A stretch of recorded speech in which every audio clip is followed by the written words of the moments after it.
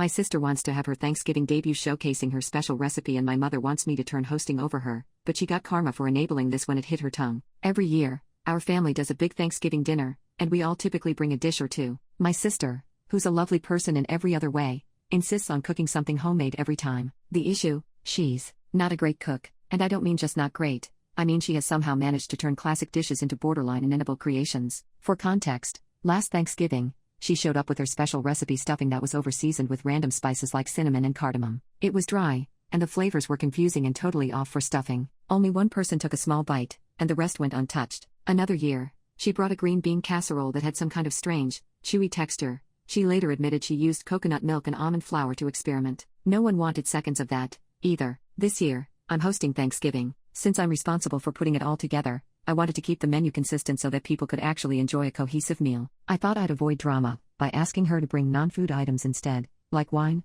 soda, or even some flowers. I explained to her, very kindly, I thought that I just wanted to make things easy and streamlined, and I'd handle the main dishes. But she didn't take it well. She got offended and told me I was being controlling and shutting her out of the family gathering. She then accused me of making her feel inadequate and said that Thanksgiving is about everyone contributing, not me deciding what's acceptable. I told her that everyone appreciates her effort, but that she could contribute in other ways and still be part of it. She doubled down and said she's bringing her famous green bean casserole whether I like it or not. Now, my mom and a couple of other family members have chimed in, saying I should just let her bring whatever she wants because it's Thanksgiving and it's the thought that counts. They're acting like I'm committing some huge offense by wanting the food to be enjoyable for everyone and not have random experimental dishes that no one will eat. But I feel like I'm just trying to keep the meal enjoyable and, frankly, edible. I don't think it's wrong to want guests to actually enjoy the food, especially since I'm putting in a lot of effort to host. Am I really being unreasonable here? Am I the a-hole? Update: all right. Well, things have escalated fast. I tried to compromise, but it's already turning into a whole thing,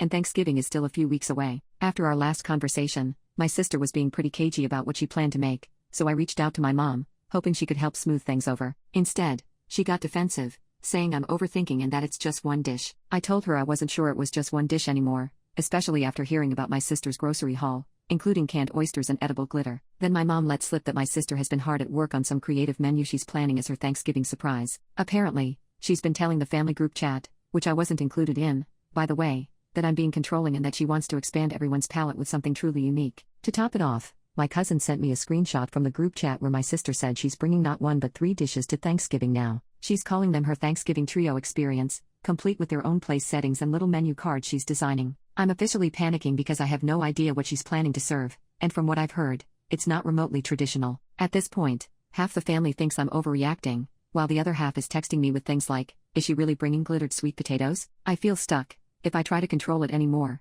I'm the bad guy, but if I don't, Thanksgiving might turn into a tasting event for my sisters. Avant-garde cooking. So yeah, Thanksgiving is weeks away, and it's already become a family spectacle. I don't know whether to brace myself or just preemptively order pizza. Update 2. All right, so Thanksgiving is now just a little over 2 weeks away, and somehow, things have escalated even further than I thought possible. I thought maybe my sister's Thanksgiving trio experience would be the peak of the drama. Well, turns out I was wrong. Since the last update, my sister has become fully committed to making her dishes the main attraction. She's been dropping hints in the family group chat, which I'm still not included in, but shout out to my cousin for the screenshots, about how this Thanksgiving will be one to remember and calling it her Thanksgiving debut. She's apparently been referring to herself as the Thanksgiving head chef and has hinted that she's bringing some kind of culinary surprise centerpiece that will transform the whole experience. From what I can piece together, she's planning a main statement dish in addition to her original 3 side dishes. I'm picturing something equally bizarre but on a much larger scale, and honestly, I'm terrified. If her green bean casserole was already pushing it, I can't even imagine what she thinks is worthy of being the centerpiece. Then, to make things even weirder, my mom texted me privately and suggested that I step back this year and let my sister shine since she's so excited about her contributions. My mom thinks if we just give her this moment, it'll make her happy and she'll get it out of her system. She even hinted that maybe I should focus on decorations and drinks instead of the main dishes, which feels like an attempt to turn hosting over to my sister without actually saying it. So now, I'm left with a choice: go along with my mom's plan and let my sister essentially hijack Thanksgiving, or keep pushing back and risk a family showdown. I just wanted a nice Thanksgiving with dishes everyone would enjoy, but it seems like I'm either about to hand over the whole meal to her, or prepare for some serious drama. Thanksgiving isn't even here yet, and it already feels like a circus. I'm half tempted to just sit back and see what chaos unfolds, but part of me is still worried about subjecting the whole family to whatever artistic statement she has planned. Update 3. Here we are, the day before Thanksgiving, and things have continued to spiral. I decided to let my sister move forward with her trio experience since pushing back more would only make things worse. I thought we had a plan, she'd bring her dishes, and I'd make sure there were plenty of other options to keep the peace. This morning, my mom let me know that my sister is now adding a surprise dish to her contributions. She's been very secretive about what it is, which has everyone nervous after her past attempts. My mom thinks it's sweet that my sister is putting in so much effort, but a few other family members are not as optimistic. My cousin texted me privately asking if I had backup food ready, and my dad casually mentioned bringing extra rolls, just in case. At this point, I've decided to stick with the plan and let her have her moment. I'll still have a few traditional dishes on hand so no one goes hungry. Tomorrow will probably be chaotic, but it should at least make for a memorable holiday. Wish me luck. I'll update after Thanksgiving if anything noteworthy happens. Final update: Thanksgiving dinner is officially over, and I genuinely don't know where to start. I feel like I just lived through a fever dream of culinary chaos and family drama, and I need a moment to breathe before I can even process everything. My cousin and I are heading out for drinks to dissect all of it because honestly, what just happened deserves its own Netflix special. I'll post photos later when I get home, but for now, let me try to give you the rundown. So, my sister showed up, earlier than expected, which I should have seen coming. She came in like a storm,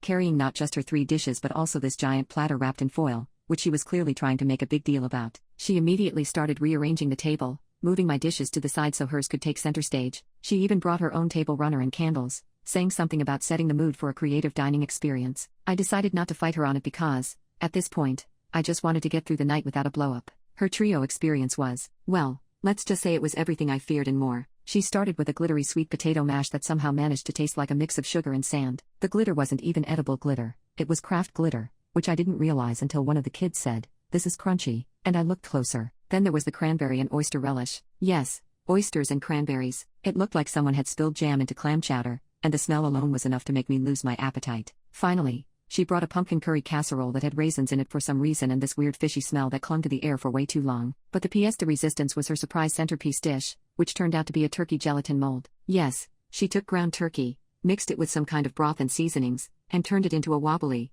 translucent mold shaped like a turkey. She even garnished it with parsley and cherry tomatoes to make it festive. I wish I were kidding. The entire table went silent when she unveiled it, except for my cousin, who immediately started coughing to cover up what I'm pretty sure was a laugh. Things hit their peak when my mom, who has been defending her this entire time, took one bite of the gelatin mold and just froze. She didn't say anything, but you could see the regret on her face. My sister, noticing the lack of enthusiasm, decided to go on this long speech about how Thanksgiving food is too boring and how she's trying to challenge our palates. She even called my ham and mashed potatoes uninspired, which was rich coming from someone serving glitter sand potatoes. The breaking point came when my aunt, who's usually the peacekeeper, tried the gelatin mold and actually gagged. She tried to be polite about it, but my sister saw her reaction and completely lost it. She started yelling about how nobody in the family supports her and how we're all stuck in the past with our unoriginal food. She even accused me of sabotaging her dishes by not hyping them up enough to everyone. At this point, half the table was trying not to laugh, and the other half was just staring at their plates, probably wondering how we got here. My sister ended up storming out of the house, but not before saying something along the lines of,